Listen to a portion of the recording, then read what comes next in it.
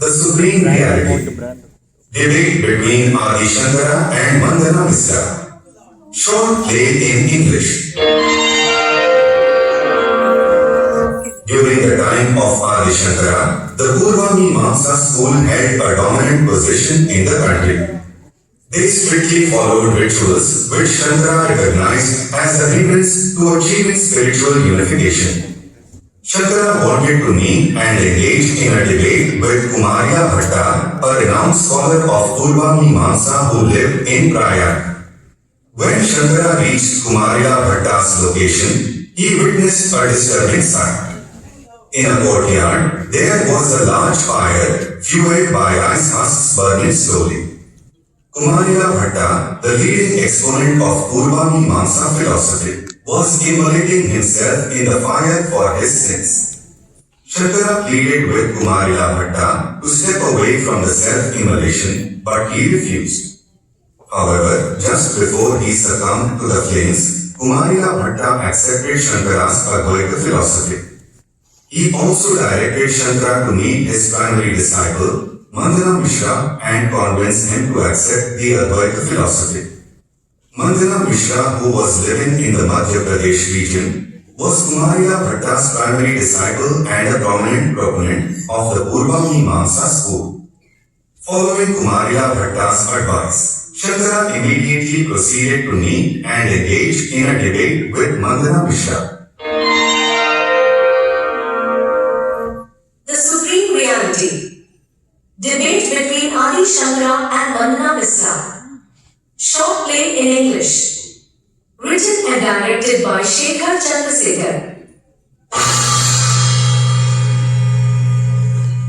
Oh, yeah. The annual ceremony for the ancestors. Om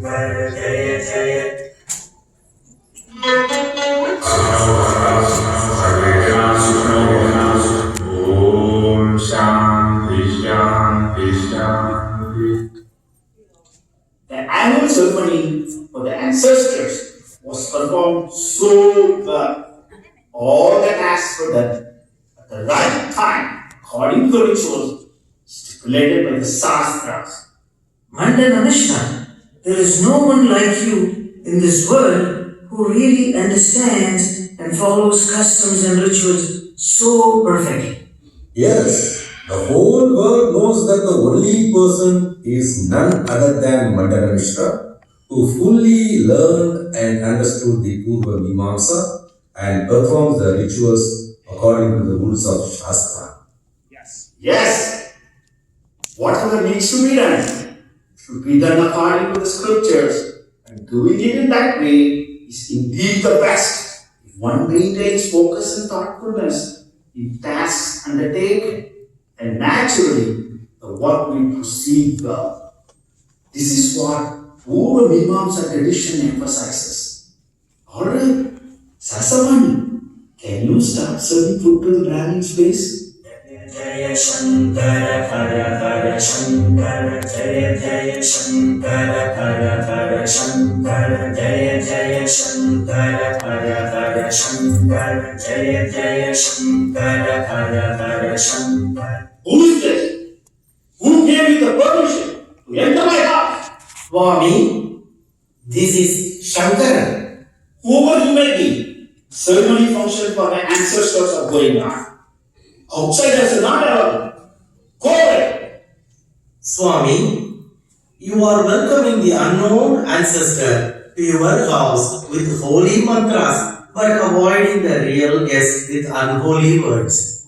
You have come without being invited. You are creating unnecessary trouble by preaching too much. Having come with the bald head and saffron clothes, you are spoiling the auspicious ceremony. Get out!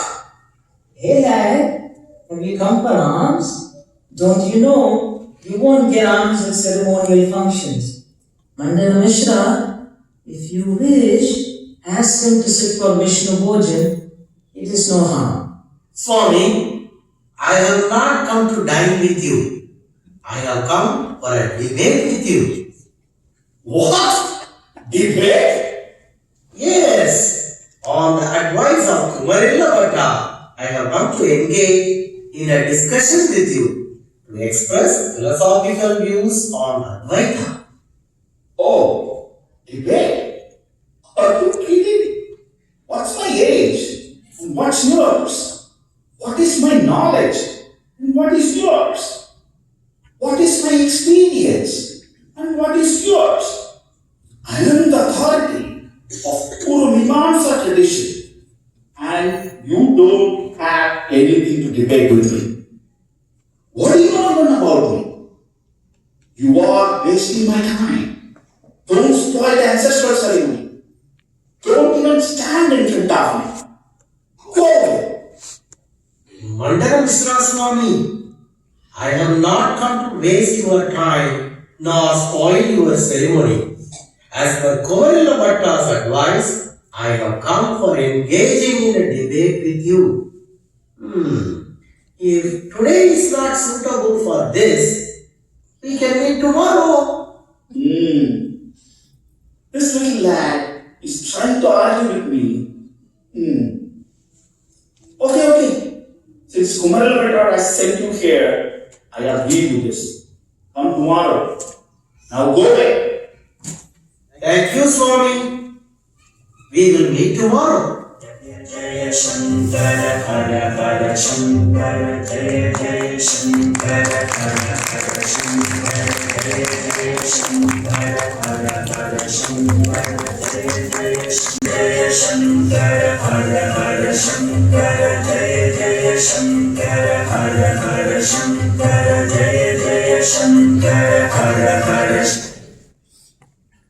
Shankara, as per your request, I am ready for the debate. What is the reward for the winner? And what is the penalty for the loser? Mandana Misra Swami, you are a learned person.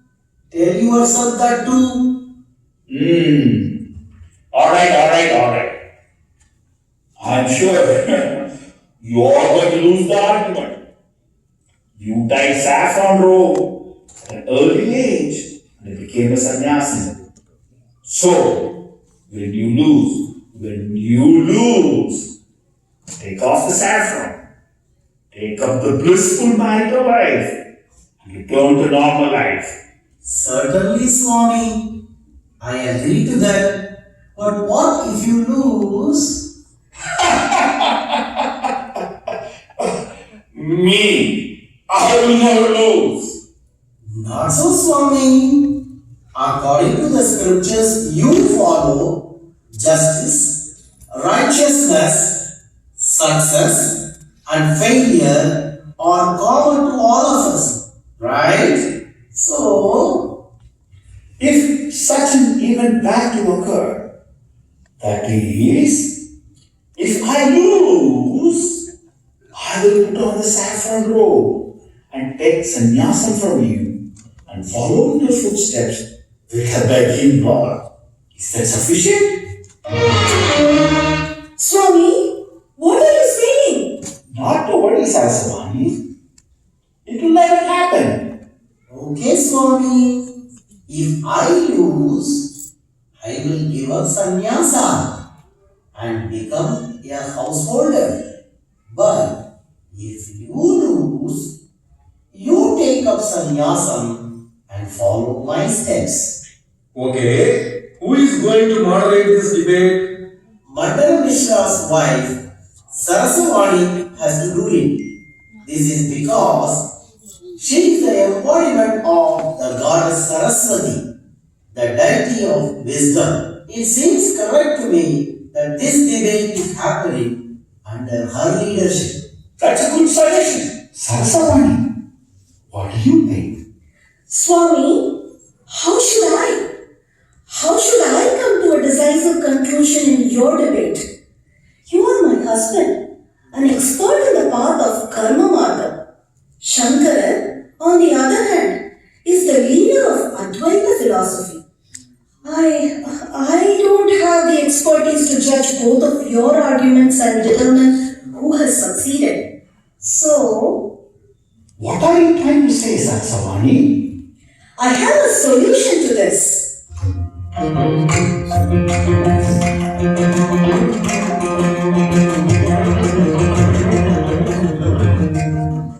Both wear these garlands and begin your debate. The one whose garland withers off first can be declared as the loser. It sounds right to me. Shankara, what about you? Yes, I agree to this. All of you agree to this?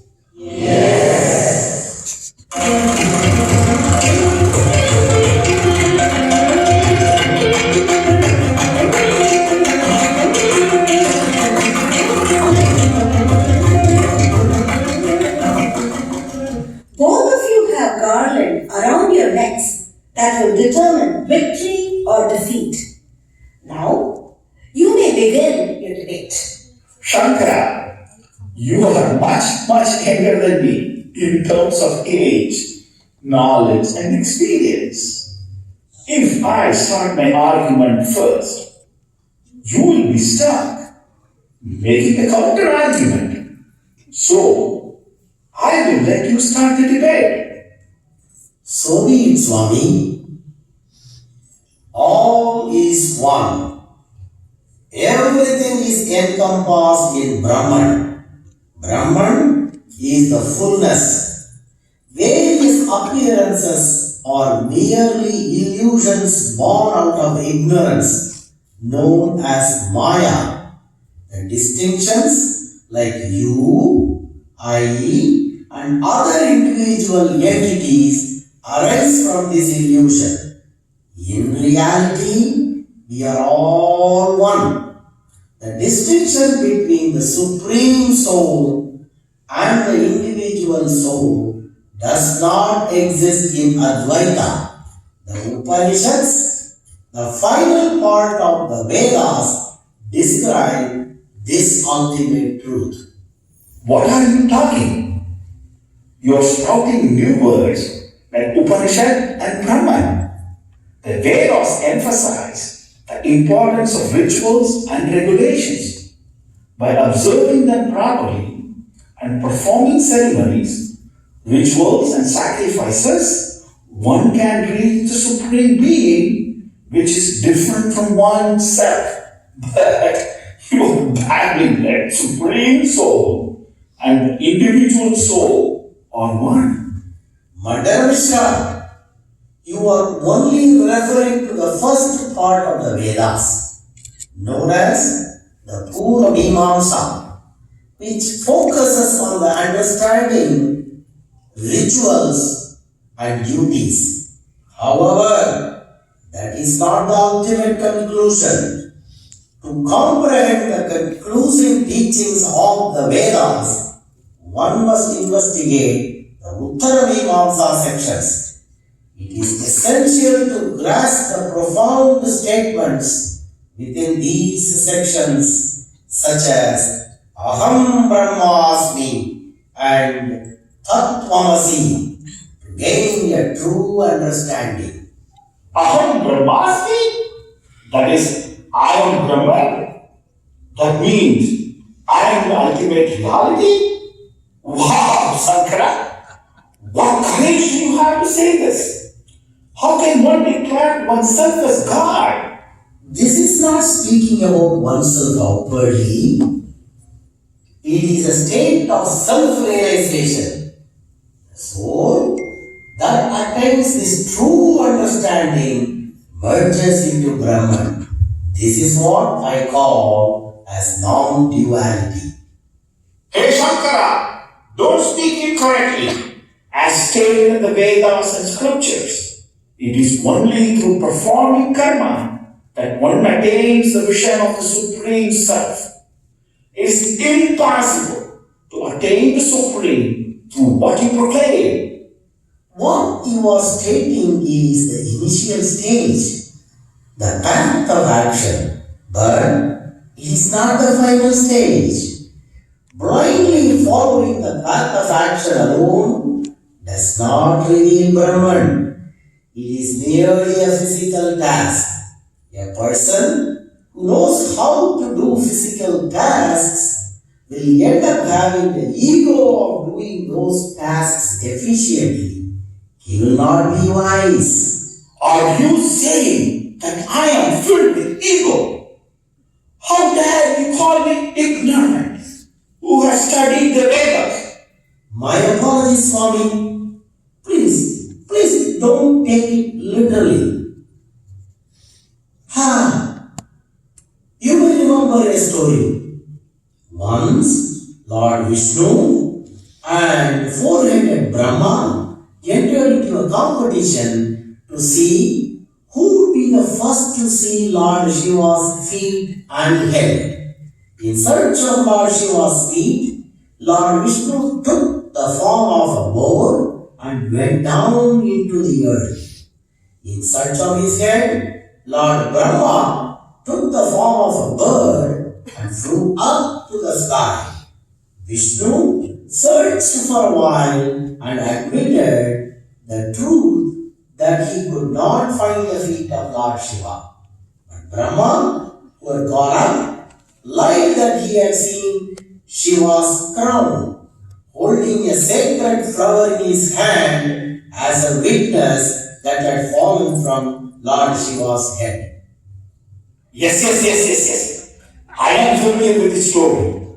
In the end, both of them could not see the virgin or end of the god.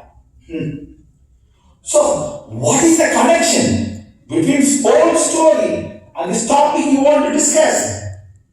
This is not just a story, Swami.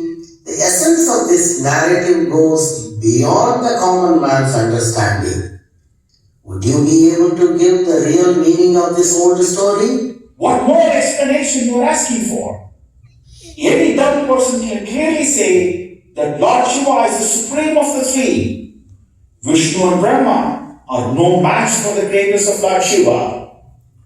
You are mistaken, Swami. This is not a story about God. The name of God is simply a symbol used in this tale. Lord Vishnu is a representation of wealth, while Lord Brahma signifies knowledge. Wealth tends to move downwards, while knowledge rises upwards. Wealth often stops itself at some point and turns back, fearing that its value will decrease. However, knowledge doesn't behave in this manner. It rises higher and higher in its egoistic pursuit of not losing. To win, knowledge will twist anything as a witness to hide its defeat and show that it had won. Knowledge breeds arrogance. Shankara, what are you trying to say? Are you suggesting that everyone should remain ignorant and stupid simply because knowledge breeds arrogance? No, Swami. Everyone needs knowledge, but that alone is not enough. One must also know the way to attain the wisdom that destroys the arrogance. You mentioned that knowledge and wisdom are separate entities. But how can one acquire wisdom? To attain spiritual enlightenment, one must follow the path of action known as Karma Marga. This Karma Marga leads to spiritual purification as mentioned earlier. This spiritual purification is necessary for the next stage for embarking on the path of devotion known as Bhakti Marga. Only after one has achieved the highest level of devotion through Bhakti Marga can they proceed to the ultimate stage of wisdom, that is the Jnana Marga. What does devotion mean? To which god should one express devotion? Here, there are diverse deities, religions, and practices. That's why I have combined all the 72 religions and faiths and grouped them into 6 categories. The categories are Ganapadyam, which is to worship Lord Ganesha, Kaumaram to worship Kartikeya, Shaivism for worshipping Lord Shiva, Vaishnavism for worshipping Lord Vishnu, Sakam for worshipping Shakti, and Shaunam for worshipping Surya, the sun god. People can choose to worship their preferred god within these 6 categories. Shankara, listen to me carefully. At first, you stated that everything is one and there are no distinctions whatsoever. But now you are suggesting that we worship 6 different gods. This seems to contradict your earlier preaching about Advaita in non-dualistic philosophy. Everybody, look at this.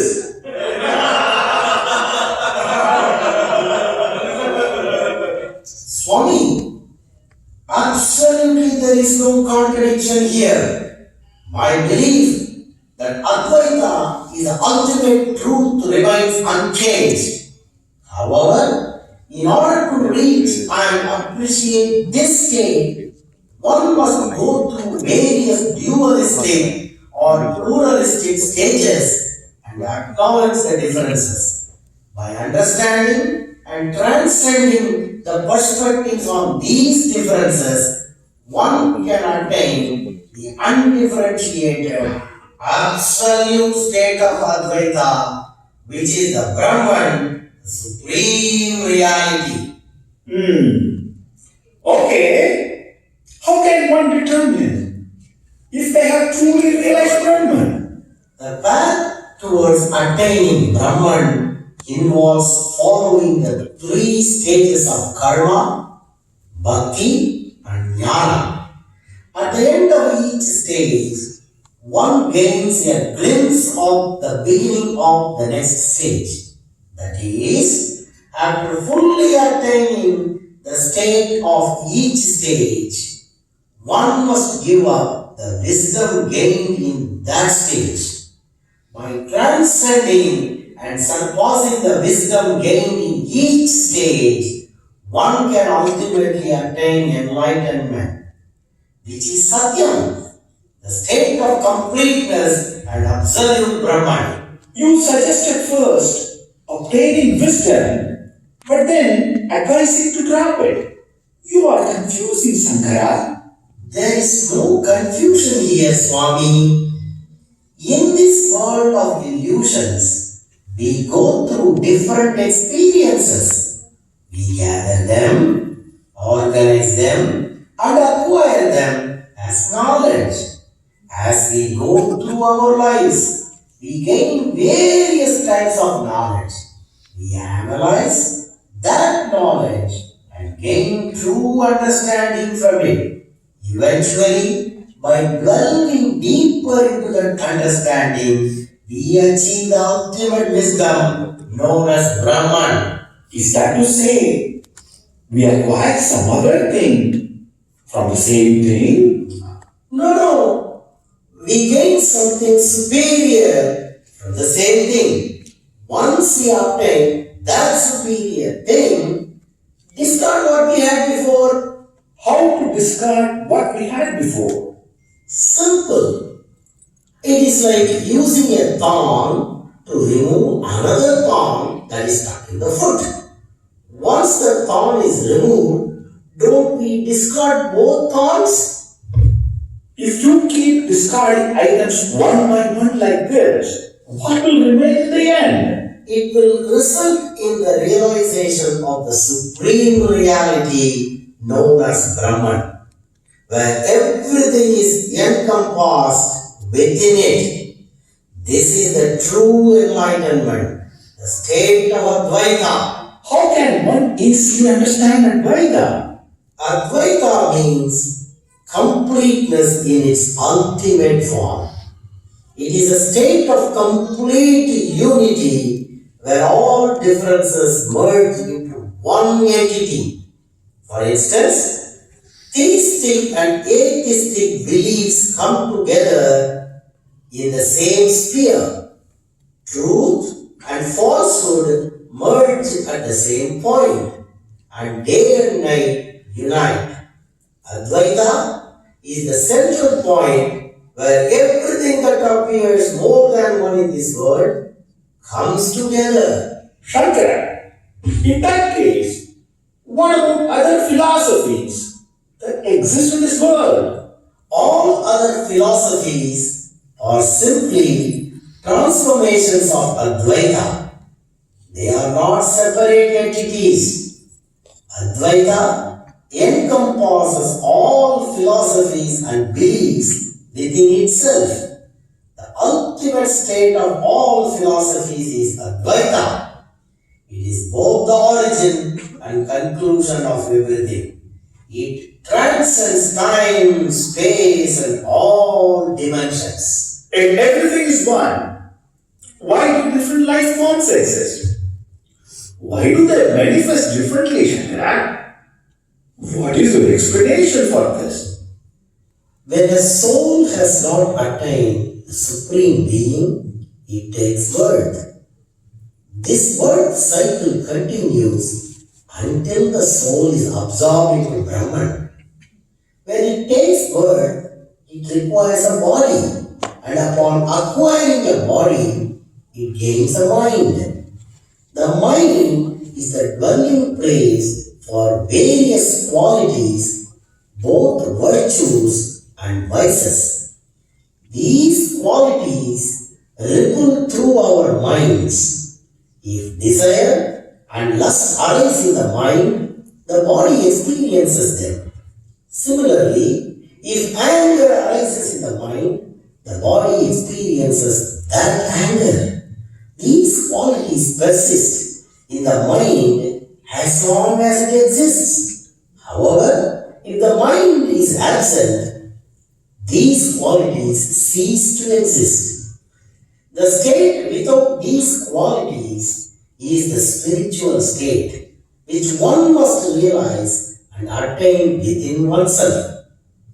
In this spiritual state, the truth is understood that what is in the universe is also present in this body.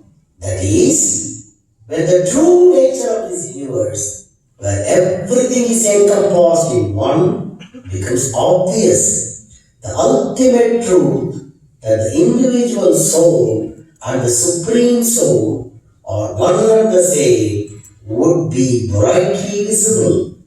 Realizing this truth is what shines as Brahman, the supreme reality. Shankara, is the mind causing confusion? How can one eliminate the mind and realize Brahman? Mandana Misra Swami, those who diligently follow the path of karma, the actions as prescribed in the Vedas, will attain the state of Siddhi, which represents spiritual purification. However, it is important to note that even in that state, ego and possessiveness can arise. The next stage is the path of devotion, which requires this purified spiritual state as a foundation. Through the path of devotion, one completely surrenders, shedding all ego and possessiveness, and attains a state of peace. This state of peace is the final gateway to the path of supreme knowledge. In the path of supreme knowledge, one attains a state beyond attributes, and in that state, the mind naturally dissolves. At that moment, the inner light of the self manifests as the wisdom of Brahman. This is the supreme infinite state, the state of absolute non-duality, the Advaita. It is then that the identity of being Brahman, the omnipresence, becomes apparent.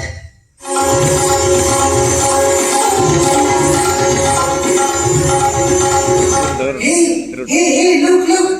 Mandana Misra's garland has withered. Yes. Mandana Misra lost the argument. Correct.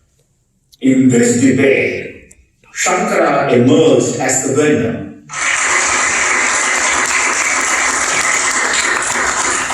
As per the agreement, I will wear the saffron robe and become Shankara's disciple. Mandana Misra, henceforth you shall be addressed as Sureshwara. You are to preside over Sringeri Mat in the south and propagate the teachings of Advaita philosophy. Certainly, Swami. Swami, how can I live without you? Mother Sarasavani, I have come to know that you are the divine Saraswati. Please grace the Sringeri Peetam as Sharada Devi and continue to bless us. Certainly, it shall be done.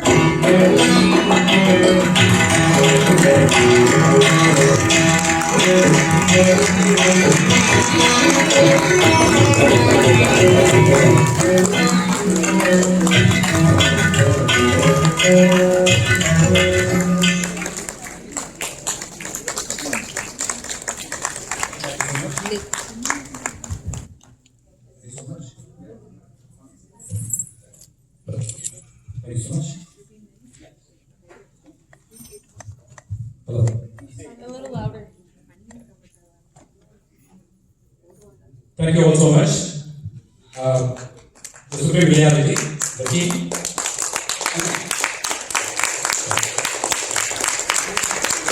First, I want to acknowledge the backstage people, Mrs. Anita and Shubha, Anita Vijay and Shubha Ganesh, wherever you are, just stand up or come out to the stage. So these two ladies, they always yield to my last request. And they don't say anything negative about that, and they always acknowledge. And they convert all these people with their characters so perfect. Thank you so much. Then Mr. Shiva, he has been a wonderful help. Okay, on the Friday we did the stage rehearsal, and he was very helpful. And Mr. Narasimha, he is behind the curtain. He's always behind the curtain. That's why I put him in the curtain. Okay, to close the door. And he also helped in the audio system. It's a wonderful gentleman. Thank you so much. Now, back to the team on stage. Narayan Tirumala, who is a Shankara, and he also did that in the Tamil Day also as a Shankara 5 years ago. And he's a perfect fit because he's Ayala. Opposite to him was Mandana Misra, Mr. Selvakumar. We captured him as Ramanuja in our Ramanuja play about 6 years ago in 2017. Okay? For his weight and his personality and all that. Okay? And the same personality I required for Mandana Misra. And it was very difficult to convince him to do that because he always wanted to do a hero role. Okay? And I promised him, you'll be a hero after this job. Okay? And he is wonderful. Thank you so much. Between these two men, there is a lady, Sujata, Narasimha's wife. When Narasimha is alive, behind every man there is a woman behind. But in this case, every successful woman there is a man behind, which is Narasimha. And she has been wonderful and she has been part of my drama many times and she always does a very good job. She memorizes the dialogue and she gives a consistent performance. Thank you so much. On the other side of Narayan is Shri. Shri has been my friend and he is a helper in everything, okay, for drama and he does the role and he volunteers and without any inhibition about that. And Q is our new introduction. And it's very difficult to do a role without any dialogue.